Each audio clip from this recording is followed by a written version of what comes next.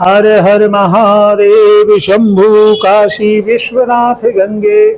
आप सभी का हमारे YouTube चैनल में स्वागत है। और आज हम आपके लिए लाए हैं कि जो 26 फरवरी की प्रभु की महाशिवरात्रि जो आ रही है, इस महाशिवरात्रि महापर्व में आपको कैसे पूजन अर्चन करना है, कैसे व्रत को धारण करना है, किस तरह से आपको संकल्प लेना है कि प्रभु की कृपा आप पर हो, यह दिव्य जानकारी।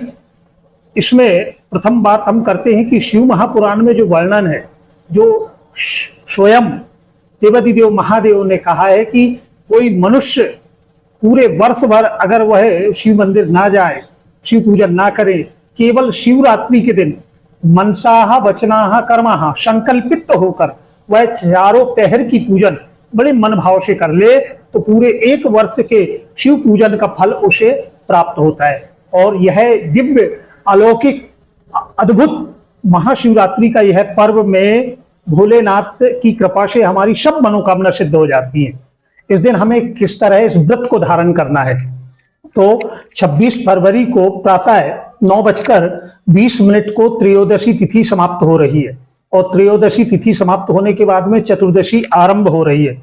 व्रत की शुरुआत लोगों के द्वारा त्रयोदशी तिथि से ही वह इस व्रत को धारण करते हैं। तो एक दिन पूर्व आपका जो भोजन हो वह सात्विक हो, शुद्ध हो।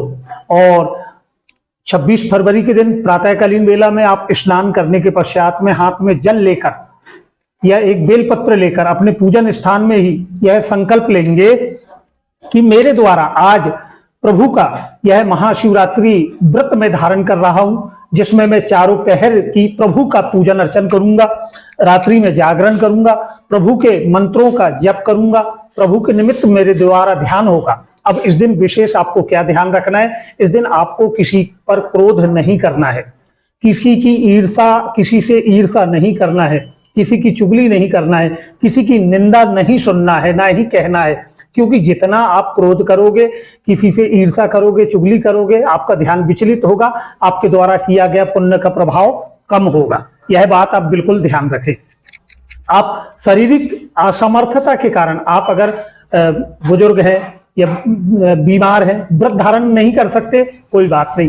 जो वृद्ध हैं, जो बच्चे हैं, वह इस परिसीमन से बाहर रहते हैं, लेकिन मन से, भाव से आप उस दिन किसी शिवालय में जाकर प्रभु को जल अर्पण करके पुष्प बेलपत्र अर्पण कर सकते हैं। थोड़ी देर बैठकर वहां शिव जी के मंत्रों का जाप कर सकते हैं। यह भी एक दिव्य पूजन का एक प्रतिफल है। अगर आप स्वस्थ हैं तो आपको चारों पहर का भी पूजन अवश्य करना है। जैसा कि यहाँ हम वर्णन कर रहे हैं शिवरात्रि, तो रात्रि के समय प्रभु की पूजन का अत्यधिक महत्व आता है। तो इस दिन शिव और शक्ति का यह व्रत है।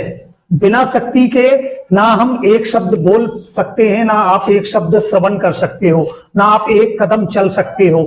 यह संपूर्ण संसार जो है शिव और शक्ति के बिना अधूरा है। तो परम भगवती आदि शक्ति और शिव के मिलन का यह दिन है। इस दिन इनकी कृपा के बिना हमारा जीवन अधूरा है। इस दिन आपको क्या करना है, इस दिन आपको फला आहार ग्रहण करना है। अगर आप व्रत धारण करते हैं तो फलों का आहार ग्रहण करना है।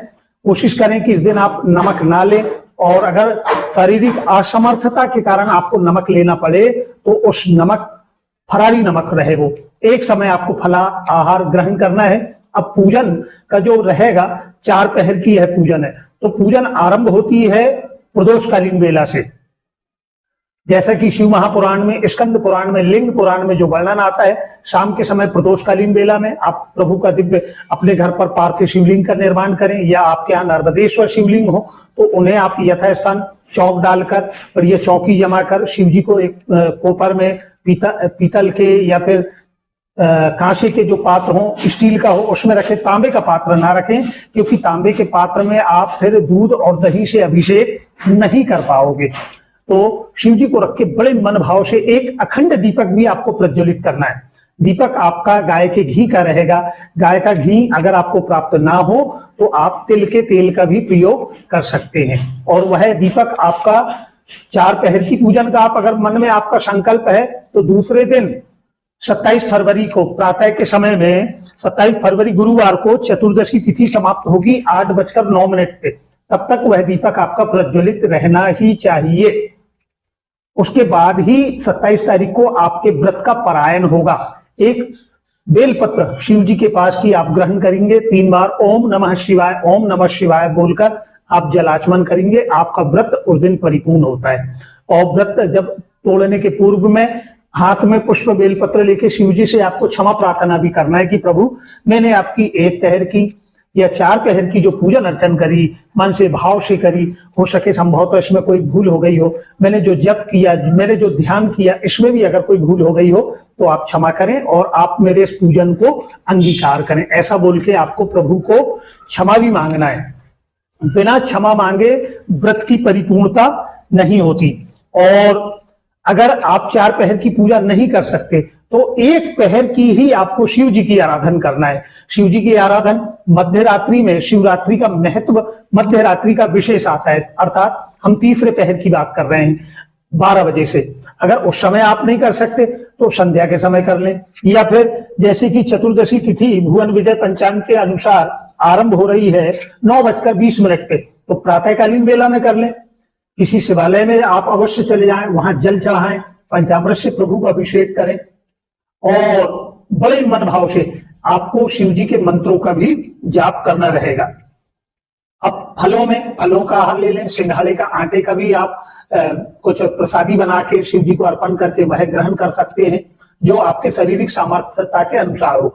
अगर एक समय का भोजन भी आपको लेना पड़े तो पहले आप किसी शिवालय में या घर पर पूजन अर्चन करके प्रभु से प्रार्थना करके, प्रभु शारीरिक असमर्थता के कारण मुझे यह भोजन ग्रहण करना पड़ रहा है और इस भोजन को ग्रहण मैं कर रहा हूं आपका प्रसादी स्वरूप मानकर। यदि अगर आप यह व्रत धारण करते हैं तो प्रभु की कृपा आप पर होती है। इस दिन सभी को जो वैष्णव संप्रदाय से जुड़े हों या शैव संप्रदाय से, बिना शिव और बिना विष्णु दोनों एक दूसरे के पूरक हैं। हम अगर कहें कि मैं केवल कान्हा जी को मानता हूं, मैं शिव जी की आराधना नहीं करूंगा, तो उसकी पूजा भी कान्हा जी अंगीकार स्वीकार नहीं करते। या कोई कह ले कि मैं केवल शिव भक्त हूं, मैं श्री हरि को नहीं भजता, तो यह भी आपको पूजन का प्रतिफल कम हो जाता है। कभी के बिना फल अधूरा है। हरि और हर, इनकी कृपा हमारे जीवन में होना अनिवार्य है। हरि पालनहार है और हर जो है वह संहारक है। और शिव शक्ति का यह महापर्व, महाशिवरात्रि पर्व, अच्छा इस पर्व के दिन ही 144 साल के बाद जो महाकुंभ का जो पर्व चल रहा है उसकी भी परिपूर्णता हो रही है। तो आप जो महाकुंभ गए थे वहां से भी आपने जो जल लेकर आए हैं, उस जल से भी आपको शिव जी का स्नान आप कर सकते हैं। बड़े मन भाव से जो रज आपने वहां से लेकर आए हैं त्रिवेणी संगम से, उस राज्य को भी मिलाकर आप पार्थिव शिवलिंग का निर्माण कर सकते हैं। और सभी से यही आग्रह होगा कि यह दिव्य जानकारी आप और लोगों तक भी भेजें जिससे इसका लाभ ले पाए। और अगर आप हमसे कुछ पूछना चाहते हैं तो कमेंट बॉक्स में आप हमसे पूछ सकते हैं। आपने यूट्यूब चैनल को सब्सक्राइब नहीं किया है तो आप सब्सक्राइब करिए और हमारी जब आपका बनी रहे। हर हर महादेव शंभू कैसी विश्वनाथ गंगे।